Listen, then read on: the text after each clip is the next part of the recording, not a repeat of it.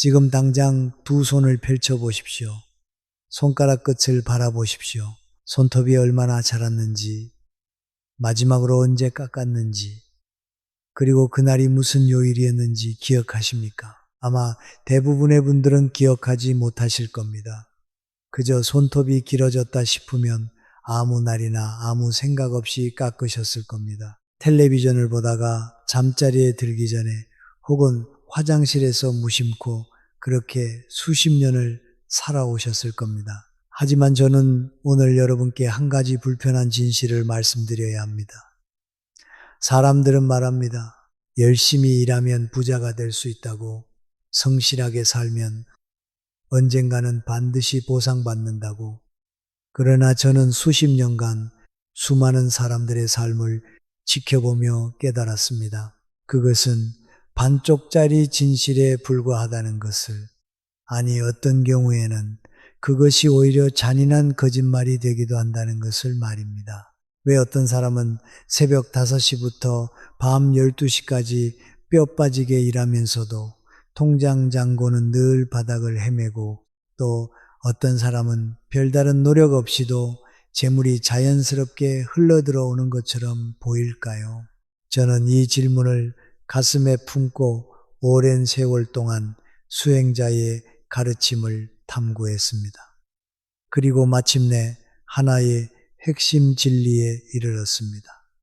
문제는 노력의 양이 아닙니다. 문제는 기의 흐름입니다. 여러분의 몸은 단순한 살덩이가 아닙니다. 우주의 기운이 끊임없이 드나드는 하나의 통로입니다. 그리고 그 통로 중에서도 가장 예민하고 가장 중요한 관문이 바로 손끝, 즉 손톱입니다. 저는 수행자의 가르침을 통해 손톱은 하늘의 기운을 받아들이는 안테나이자 땅의 재물을 끌어당기는 뿌리라는 내용을 알게 되었습니다. 우리가 무심코 손톱을 깎는 그 순간 우리는 스스로 그 안테나를 조정하고 있는 것입니다. 잘 조정하면 7년의 재물운이 열리고, 잘못 조정하면 7년의 재물운이 송두리째 닫혀버립니다. 혹시 이런 밤을 경험해 보신 적 있으십니까? 새벽 3시, 온 집안이 고요한데 홀로 눈을 뜨고 어두운 천장을 바라보며 은행 이자 걱정, 자식 뒷바라지 걱정, 노후 걱정에 가슴이 짓눌리는 그 밤을 말입니다. 그 고통은 여러분의 잘못이 아닙니다. 여러분이 게으른 것도, 복이 없는 사람으로 태어난 것도 아닙니다. 다만 알지 못했던 것입니다. 수십 년 동안 아무 날이나 무심코 손톱을 깎으면서 자신도 모르게 재물의 기운이 빠져나가는 구멍을 스스로 열어놓았다는 사실을 말입니다. 그 구멍은 하루아침에 뚫린 것이 아닙니다. 한 번, 두 번, 수백 번의 잘못된 날, 잘못된 방식으로 반복된 행위가 쌓이고 쌓여 마침내 재물의 뿌리를 서서히 갉아먹은 것입니다. 그러나 지금이라도 늦지 않았습니다. 오늘 이 자리에서 저는 수행자의 가르침을 통해 절대로 손톱을 깎아서는 안 되는 요일을 알게 되었고, 또 재물운이 차오르는 길한 날도 알게 되었습니다. 그날부터 삶은 조용하지만 분명하게 달라지기 시작할 것입니다. 당장 내일부터 돈이 폭포수처럼 쏟아진다는 뜻은 아닙니다. 그것은 허황된 약속입니다. 하지만 막혀있던 기의 흐름이 열리고 닫혀있던 재물의 문이 서서히 다시 열리기 시작할 것입니다. 석 달, 길게는 6달 안에 여러분은 분명 느끼실 겁니다. 삶이 조금씩 그러나 틀림없이 바뀌고 있다는 것을 말입니다. 내면의 품격이 세워질 때 재물은 그 품격을 따라 흘러들어옵니다. 자, 이제 함께 시작하겠습니다. 손톱에 대해 이야기하면 많은 분들이 처음엔 고개를 갸우뚱하십니다. 손톱이 그렇게 중요한 것입니까? 그냥 몸에서 자라나는 각질 아닙니까? 라고 물으시는 분들도 계십니다. 저는 그 질문을 탓하지 않습니다. 오히려 그 질문이야말로 오늘 이 자리에서 반드시 풀어드려야 할 가장 근본적인 의문이라고 생각합니다. 우리는 학교에서 손톱이 케라틴이라는 단백질로 이루어진 신체의 일부라고 배웠습니다. 그것은 사실입니다. 그러나 그것은 물질의 언어로 바라본 절반의 진실일 뿐입니다. 저는 여러 자료를 통해 동양의 지혜가 수천 년 전부터 인간의 몸을 전혀 다른 눈으로 바라보았다는 것을 알게 되었습니다. 몸은 단순한 물질 덩어리가 아니라 우주의 기운이 끊임없이 순환하는 하나의 소우주라는 것입니다. 음양의 이치에 따르면 인간의 몸에는 5가지 기운이 흐릅니다. 목, 화, 토, 금, 수. 이 5가지 기운은 서로 상생하고 상극하며 끊임없이 균형을 이루려 합니다. 그리고 이 5가지 기운 중에서 재물과 가장 깊이 연결된 것이 바로 목의 기운입니다. 목은 나무입니다. 뿌리를 내리고 줄기를 세우고 가지를 뻗으며 마침내 열매를 맺는 것, 그것이 목의 본성입니다. 그리고 인간의 몸에서 목의 기운이 가장 강하게 응집되는 것이 바로 손끝과 발끝, 즉 손톱과 발톱입니다. 저는 수행자의 가르침을 통해 나무의 끝에서 새잎이 돋아나듯 손끝에서 새로운 기운이 싹튼다는 내용을 알게 되었습니다. 손톱은 하늘의 기운을 받아들이는 안테나이자 땅의 재물을 몸 안으로 끌어들이는 뿌리의 끝이라는 것입니다. 이 말씀을 처음 들었을 때 저는 오랫동안 묵묵히 앉아 그 의미를 되새겼습니다. 그리고 많은 세월이 지난 후에야 비로소 그 깊이를 조금이나마 이해하게 되었습니다. 손톱은 단순히 자라나는 각질이 아닙니다. 그것은 우리 몸의 목의 기운이 바깥 세계와 만나는 접점입니다. 우주의 기운이 우리 몸으로 들어오고 나가는 관문입니다. 그렇기 때문에 손톱을 어떻게 어떤 마음으로 다루느냐는 단순한 위생의 문제가 아니라 우리의 기운과 재물은 전체에 영향을 미치는 중대한 행위가 되는 것입니다. 저는 오래전에 만난 한 여인의 이야기를 들려드리겠습니다. 그분은 평생을 새벽부터 밤까지 일하셨습니다. 시장에서 채소를 팔고 남의 집 빨래를 해주고 식당 설거지를 하며 하루하루를 버티셨습니다. 그런데 이상하게도 돈이 모이지 않았습니다. 벌면 나가고 모으면 사고가 생기고 겨우 숨통이 트이나 싶으면 또다시 빚이 생겼습니다. 주변 사람들은 저 사람은 팔자가 그런 거야 라고 수군댔습니다. 그분 자신도 어느 순간부터는 그 말을 믿기 시작했습니다. 나는 원래 가난하게 태어난 사람이라고 말입니다. 저는 수행자의 가르침을 접한 한 분의 이야기를 알게 되었습니다. 그분은 환갑이 훌쩍 넘은 나이에 수행자를 찾아갔습니다. 저는 그 과정에서 손을 오래 바라본 뒤 조용히 손톱은 주로 언제 깎으십니까? 라는 질문이 있었다는 것을 들었습니다. 그분은 잠시 생각하시더니 대답하셨습니다. 글쎄요, 길다 싶으면 깎지요. 주로 저녁에 텔레비전을 보면서요, 요일은 따로 생각해 본 적이 없어요. 저는 수행자가 조용히 고개를 끄덕였다는 이야기를 들었습니다. 그것이었군요. 그날 이후 그분은 수행자가 알려준 대로 손톱을 깎는 요일을 바꾸고 깎은 후의 처리 방법도 바꾸셨습니다. 처음석 다른 아무 변화가 없었습니다. 넉 달째 작은 행운이 찾아왔습니다. 오래된 지인이 불쑥 찾아와 소액의 빚을 갚아준 것입니다. 5달째에는 큰아들의 사업이 조금씩 풀리기 시작했습니다. 6달이 지날 무렵 그분은 조용히 저를 찾아와 합장하며 말씀하셨습니다. 제 팔자가 바뀌었습니다. 저는 그 말씀을 들으며 생각했습니다. 팔자가 바뀐 것이 아닙니다. 막혀있던 기의 통로가 열린 것입니다. 수십 년 동안 잘못된 날, 잘못된 방식으로 손톱을 깎으며 스스로 닫아두었던 재물의 문이 올바른 실천을 통해 비로소 다시 열린 것입니다. 그분의 성실함과 노력은 이미 충분했습니다. 다만 그 노력이 흘러갈 통로가 막혀 있었을 뿐입니다. 이것이 바로 제가 수행자의 가르침을 통해 늘 중요하다고 깨달은 내용입니다. 재물은 노력만으로 오지 않습니다. 노력이 흐를 수 있는 올바른 길의 통로가 열려 있을 때 비로소 그 노력이 열매를 맺습니다. 나무가 아무리 좋은 씨앗이라도 땅이 굳어 있으면 뿌리를 내릴 수 없듯이 우리의 노력도 기의 흐름이 막혀 있으면 결실을 맺지 못합니다. 그렇다면 어떤 요일이 그 통로를 닫아버리는 날일까요? 이제 많은 분들이 가장 궁금해하시는 핵심에 다가왔습니다. 어떤 요일에 손톱을 깎으면 안 되는가? 저는 이 내용을 처음 접했을 때 솔직히 말씀드리면 반신반의했습니다.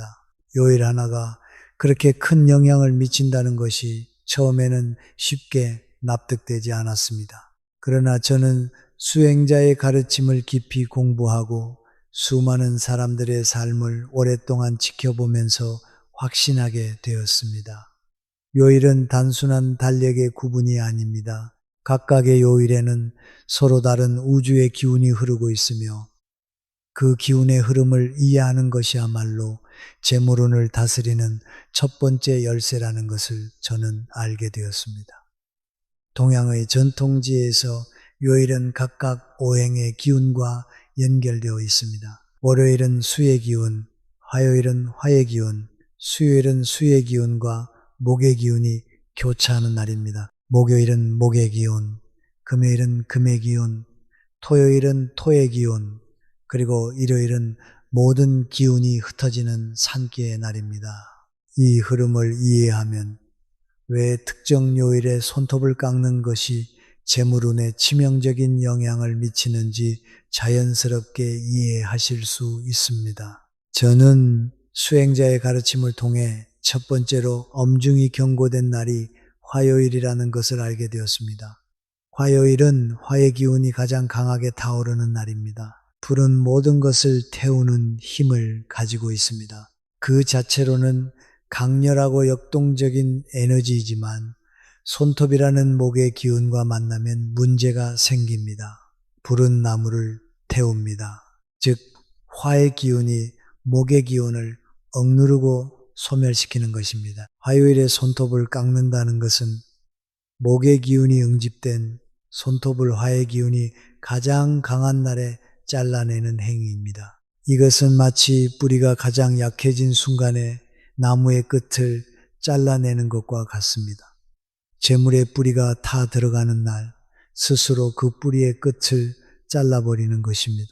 저는 수행자의 가르침을 통해 화요일에 손톱을 깎는 것은 자신의 손으로 재물의 씨앗을 불 속에 던져 넣는 것과 같다는 내용을 들었습니다. 두 번째로 경계해야 할 날은 금요일입니다. 금요일은 금의 기운이 왕성한 날입니다.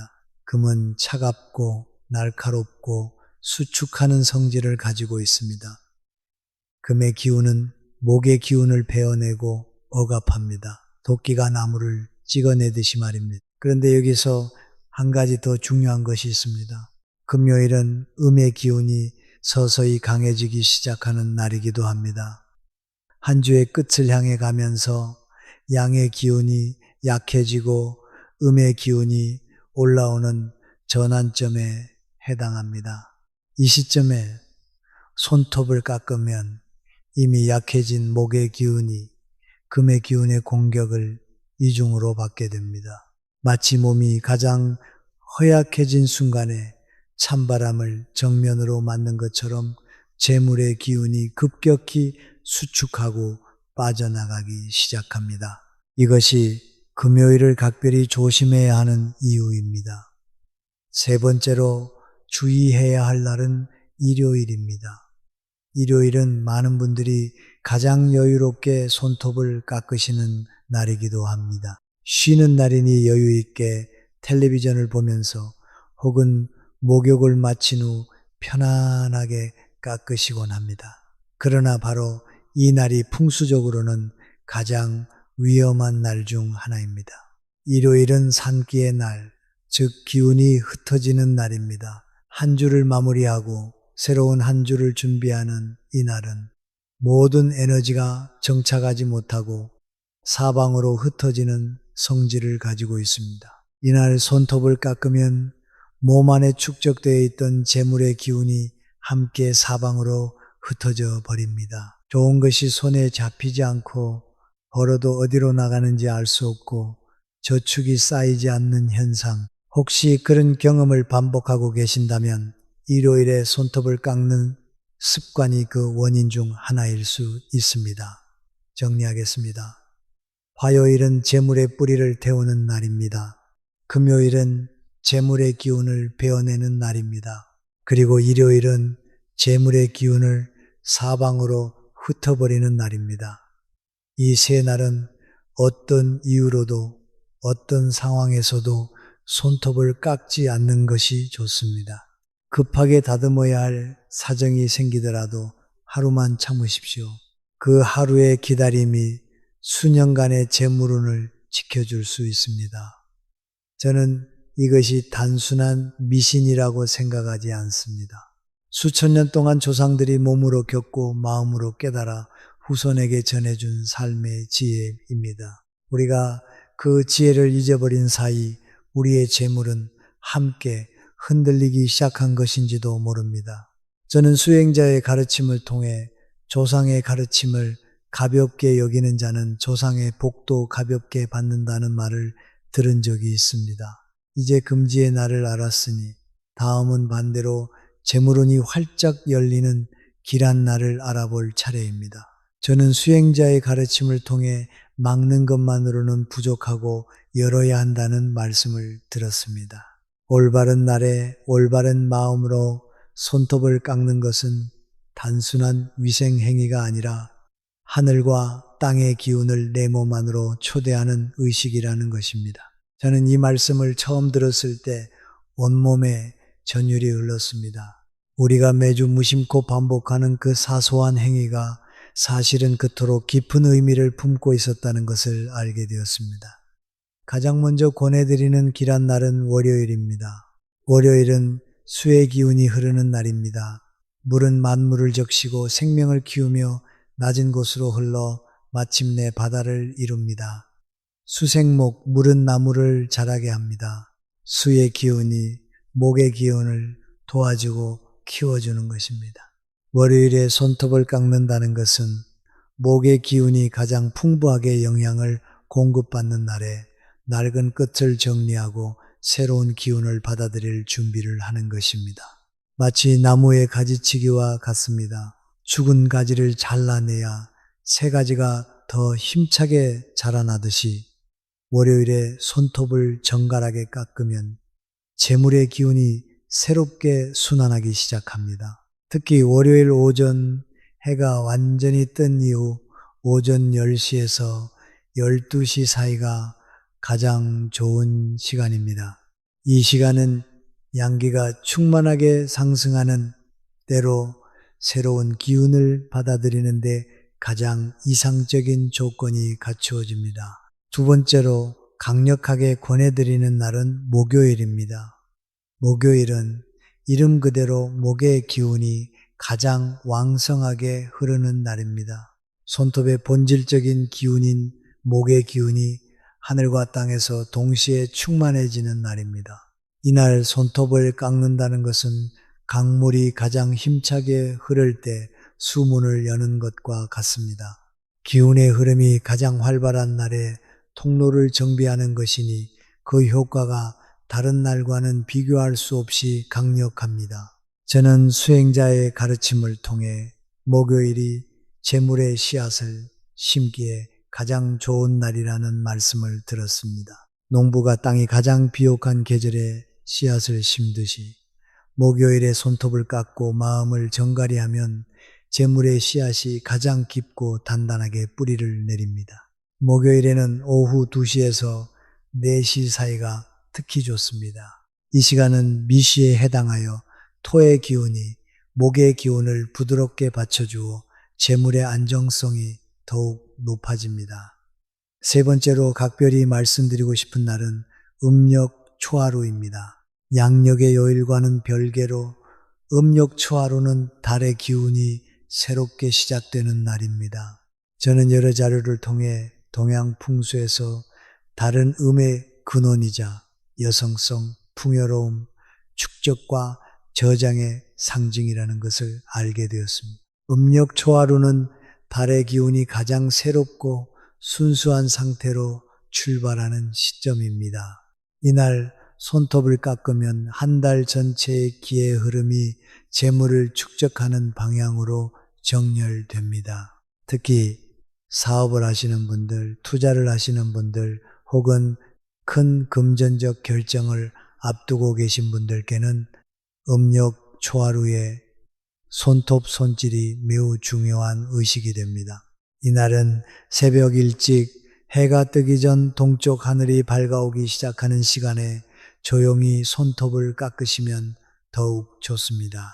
아직 세상이 고요한 그 시간, 우주의 기운이 가장 순수하게 흐르는 그 순간에 낡은 것을 정리하고 새 것을 맞이하는 것입니다. 그러나 길한 날을 선택하는 것만큼 중요한 것이 있습니다.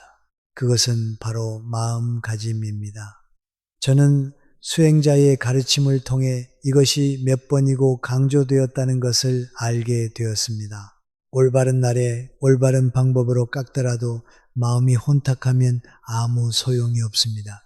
반대로 마음이 깨끗하고 감사함으로 가득 차 있다면 조금 어긋난 날에 깎더라도 하늘은 그 정성을 외면하지 않습니다. 손톱을 깎기 전 잠시 눈을 감고 조용히 호흡을 가다듬으십시오. 지금 이 몸이 살아 숨쉬고 있음에 감사하십시오. 가족이 곁에 있음에 감사하십시오. 오늘 밥을 먹을 수 있음에 감사하십시오. 그 감사의 마음이 바로 재물의 기운을 끌어당기는 가장 강력한 자석입니다. 서두르지 마십시오. 텔레비전을 보면서, 전화 통화를 하면서, 딴 생각을 하면서 손톱을 깎는 것은 아무 의미가 없습니다. 아니, 오히려 혼탁한 기운을 손끝에 심는 행위가 될 수 있습니다. 손톱을 깎는 그 짧은 시간만큼은 오로지 그 행위에만 집중하십시오. 낡은 것이 떨어져 나가고 새로운 기운이 들어온다는 것을 온몸으로 느끼십시오. 그 집중과 정성이 쌓일 때 비로소 하늘은 여러분의 노력에 응답하기 시작합니다. 올바른 날, 올바른 시간, 올바른 마음, 이 세 가지가 갖추어졌을 때 손톱을 깎는 행위는 단순한 손질이 아니라 하나의 신성한 의식이 됩니다. 그리고 그 의식이 쌓이고 쌓일 때 여러분의 재물은 조용하지만 분명하게 마치 봄날 땅속에서 새싹이 돋아나듯 서서히 그러나 힘차게 피어오를 것입니다. 길한 날을 알았습니다. 올바른 마음도 알았습니다. 그렇다면 이제 마지막으로 반드시 알아야 할 것이 남아 있습니다. 깎은 손톱을 어떻게 처리하느냐의 문제입니다. 많은 분들이 이 부분을 가장 가볍게 깎은 손톱을 어떻게 처리하십니까? 아마 대부분의 분들은 이 질문에 잠시 멈추실 겁니다.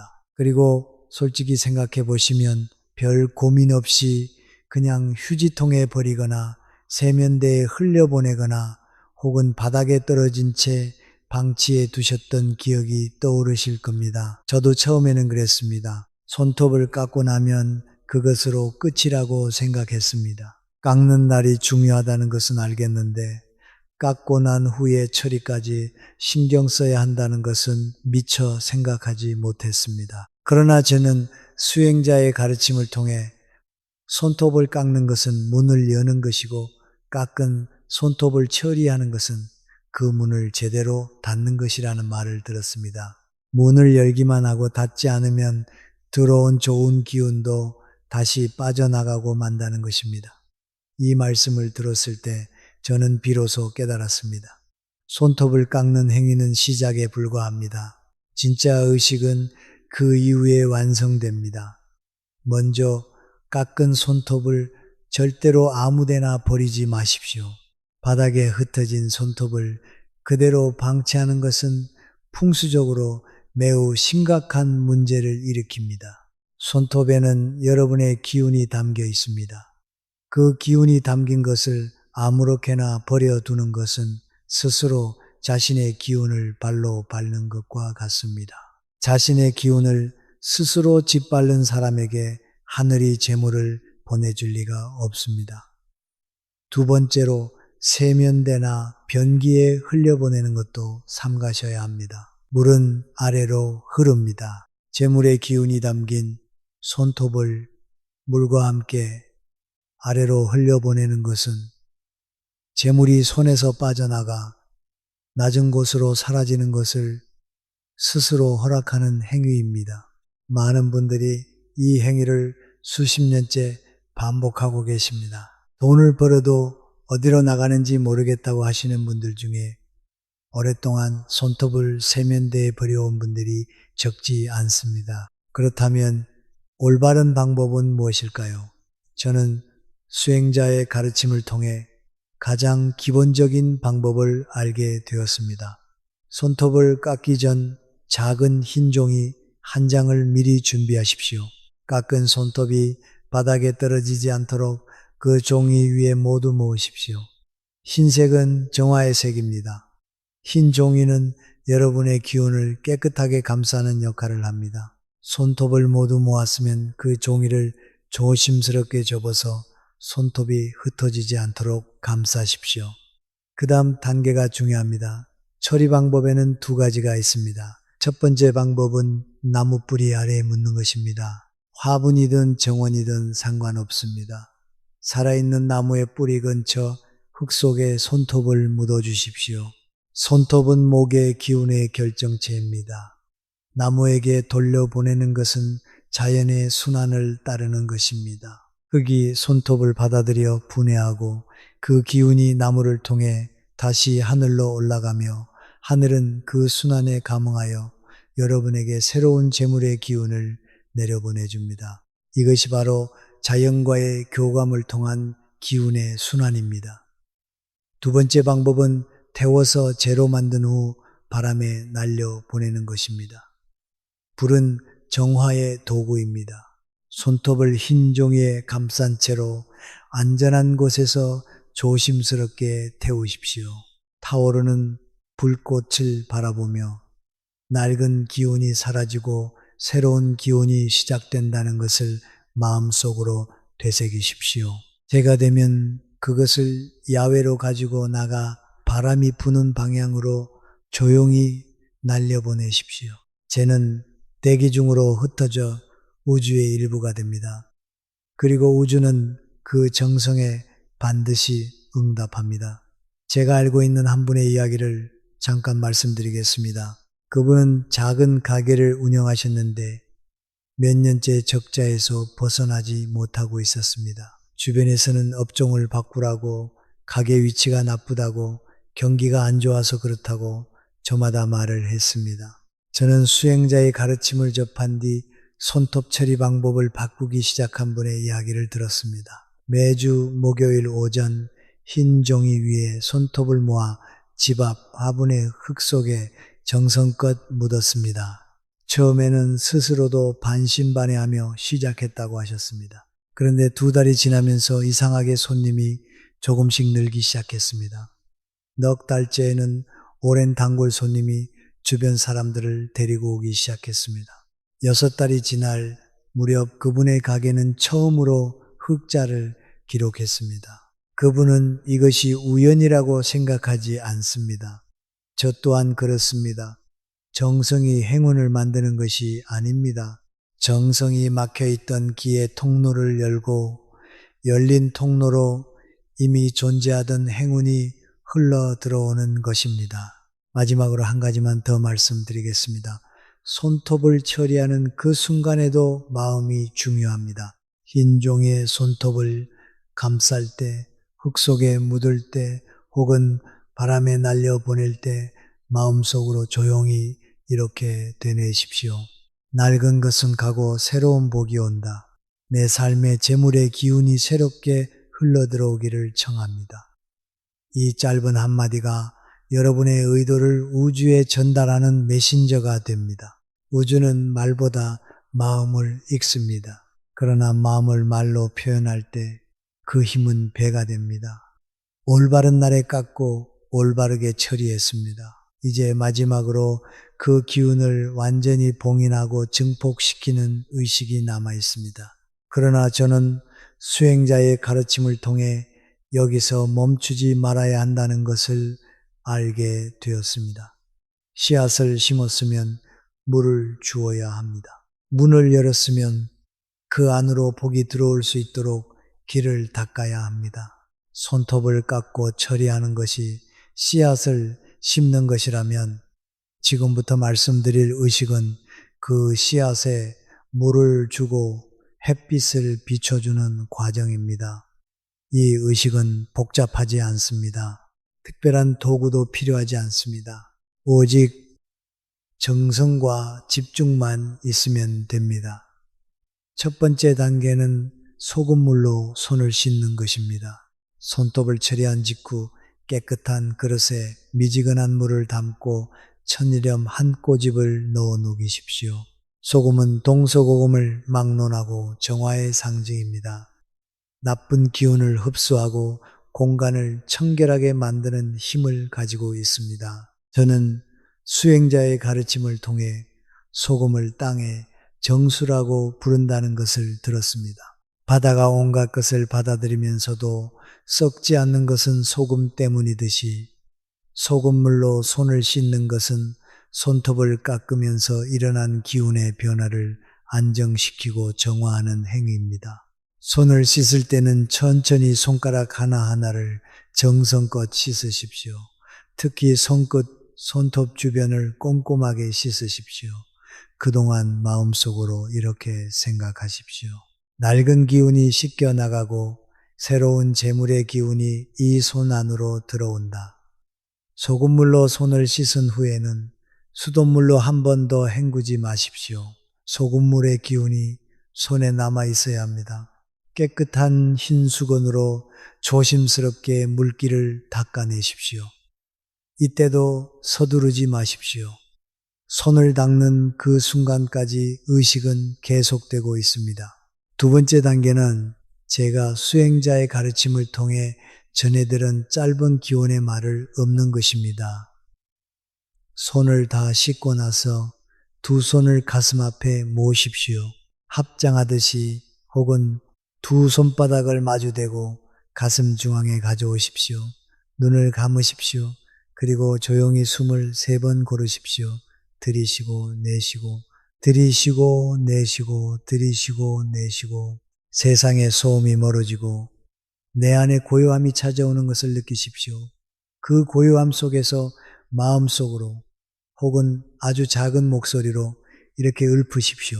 하늘의 기운이 내 손끝에 모이고 땅의 재물이 내 삶 안으로 흘러 들어옵니다. 나는 이 정성으로 재물의 문을 엽니다. 우리 가족 모두에게 건강과 평안과 풍요가 가득하기를 청합니다. 이 말은 주문이 아닙니다. 기도입니다. 그리고 기도는 하늘에 닿는 가장 순수한 언어입니다. 저는 수행자의 가르침을 통해 이런 말씀을 들었습니다. 화려한 말이 필요 없습니다. 진심 어린 한마디가 1000번의 허황된 기도보다 낫습니다. 이 짧은 기원의 말을 읊을 때 머릿속으로 구체적인 장면을 그려보십시오. 통장 잔고가 늘어나는 모습, 가게에 손님이 가득한 모습, 자녀가 건강하고 밝게 웃는 모습, 오래된 빚이 하나씩 해소되는 모습, 그 장면을 마치 이미 이루어진 것처럼 생생하게 느끼십시오. 기쁨과 감사의 감정과 함께 세 번째 단계는 감사의 에너지를 증폭시키는 것입니다. 기원의 말을 마쳤으면 두 손을 천천히 내리십시오. 그리고 잠시 그 자리에 서서 혹은 앉아서 지금 이 순간 감사한 것들을 마음속으로 하나씩 떠올리십시오. 거창한 것이 아니어도 됩니다. 오늘 아침 따뜻한 밥 한 공기를 먹을 수 있었다는 것, 몸이 아프지 않고 두 손으로 이 의식을 행할 수 있다는 것, 가족 중 누군가가 오늘도 내 곁에 있다는 것, 이 작은 것들에 대한 감사가 쌓일 때 그 감사는 우주에서 가장 강력한 재물의 자석이 됩니다. 저는 수행자의 가르침을 통해 감사는 이미 받은 복에 대한 인정이라는 말씀을 들었습니다. 그리고 우주는 자신이 내린 복을 알아보는 사람에게 더 많은 복을 보낸다고 합니다. 감사할 줄 모르는 그릇에는 아무리 많은 것을 부어도 채워지지 않습니다. 그러나 감사로 가득 찬 작은 그릇은 결국 더 큰 그릇으로 자라납니다. 이 세 가지 단계, 소금물로 손을 씻는 것, 기원의 말을 읊는 것, 감사의 에너지를 쌓는 것, 이 모든 과정이 합쳐질 때 비로소 하나의 완전한 의식이 완성됩니다. 각각의 단계는 짧습니다. 전체를 합쳐도 5분이 채 걸리지 않습니다. 그러나 이 5분이 여러분의 일주일 전체의 기운을 바꿉니다. 그리고 그 일주일이 쌓여 한 달이 되고 한 달이 쌓여 1년이 되고 그 1년이 여러분의 운명을 바꿉니다. 처음에는 어색하실 겁니다. 당연합니다. 수십 년 동안 한 번도 해보지 않은 것이니까요. 처음 한두 번은 마음이 산만하고 집중이 안 될 수도 있습니다. 그래도 괜찮습니다. 완벽하게 하려고 하지 마십시오. 그저 정성껏 하십시오. 저는 수행자의 가르침을 통해 완벽한 형식보다 불완전하지만 진심 어린 실천이 100배 낫다는 말씀을 들었습니다. 하늘은 형식을 보지 않습니다. 마음을 봅니다. 이 의식을 꾸준히 행하다 보면 어느 순간 여러분 스스로 변화를 느끼게 될 것입니다. 손톱을 깎고 나서 마음이 이상하게 가볍고 개운해지는 느낌, 그 주에 유독 작은 행운들이 이어지는 느낌, 오래 막혔던 일이 풀리는 느낌, 그 느낌을 믿으십시오. 그것이 바로 기운이 열리고 흐르기 시작했다는 신호입니다. 이제 모든 실천의 단계를 알았습니다. 올바른 날을 선택하고, 올바르게 깎고, 올바르게 처리하고, 올바르게 마무리하는 의식까지 이제 마지막으로 남은 것은 제가 수행자의 가르침을 통해 배운 이 모든 것을 하나로 묶는 것입니다. 그리고 여러분과 여러분의 가족 모두를 위한 진심 어린 축원입니다. 여기까지 함께 오신 여러분께 진심으로 감사드립니다. 오늘 우리는 함께 많은 것을 이야기했습니다. 손톱이라는 작고 사소해 보이는 것이 사실은 우주의 기운이 드나드는 통로라는 것을, 어떤 날에 깎느냐가 7년의 재물을 결정할 수 있다는 것을, 깎고 난 후에 처리와 의식이 그 기운을 완성한다는 것을, 그리고 이 모든 것의 근본에는 정성과 감사라는 두 글자가 자리하고 있다는 것을 말입니다. 저는 지금 이 순간 수행자의 가르침 중에서 제가 가장 오래 마음에 품어온 한 말씀을 여러분과 나누고 싶습니다. 저는 어느 아침 법당에서 들은 이야기를 통해 이렇게 알게 되었습니다. 운명은 하늘이 쓰는 것이 아니다. 매일 아침 눈을 뜨는 순간부터 잠자리에 드는 순간까지 우리가 어떤 마음으로 무엇을 하느냐가 한 획 한 획 써내려가는 것이다. 하늘은 다만 그것을 읽을 뿐입니다. 저는 이 말씀을 들은 날 밤 오랫동안 잠을 이루지 못했습니다. 그동안 저는 운명이 이미 정해진 것이라고, 가난은 팔자소관이라고, 부자는 태어날 때부터 정해지는 것이라고 막연히 믿어왔습니다. 그러나 그 말씀은 그 모든 믿음을 뿌리째 흔들어 놓았습니다. 운명은 쓰여지는 것이 아니라 써내려가는 것이라는 것을, 그리고 그 붓은 다름 아닌 우리 자신의 일상 속 작은 행위들이라는 것을 말입니다. 손톱 하나를 어떻게 깎느냐, 깎은 손톱을 어떻게 처리하느냐, 그 후에 어떤 마음으로 하루를 시작하느냐. 이것들이 보잘것없어 보입니까? 그렇다면 다시 생각해 보십시오. 거대한 강도 처음에는 산속의 작은 샘에서 시작합니다.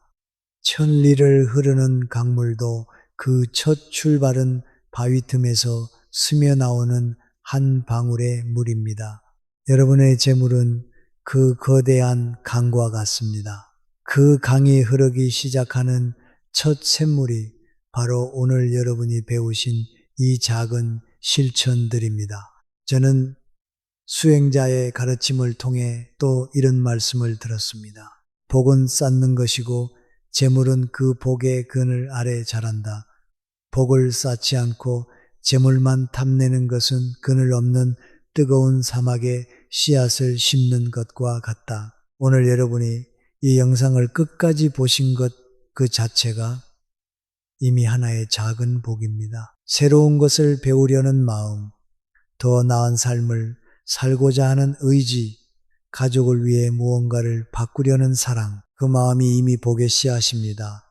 이제 저는 여러분 한 분 한 분을 위해 수행자의 가르침을 통해 전해들은 축원의 말씀을 올리겠습니다. 잠시 두 손을 가슴 앞에 모아주십시오. 눈을 감으셔도 좋습니다.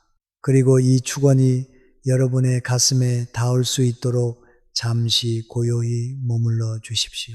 원하건대 이 영상을 보신 모든 분들의 가정에 재물의 기운이 강물처럼 흘러들어오기를, 오래 막혔던 돈의 흐름이 이제 막힘없이 열리기를, 쌓여온 빚의 무게가 하나씩 가벼워지기를, 자녀들이 건강하고 지혜롭게 자라나 부모의 수고에 보답하기를, 노후가 두렵지 않고 오히려 인생의 가장 아름다운 계절이 되기를, 몸의 건강이 회복되고 마음의 평안이 깊어지기를, 가족 간의 다툼이 사라지고 웃음과 따뜻함이 집 안 가득하기를, 그리고 무엇보다 오늘 이 자리에서 새로운 시작을 결심하신 여러분의 그 정성이 반드시 하늘에 닿기를 바랍니다.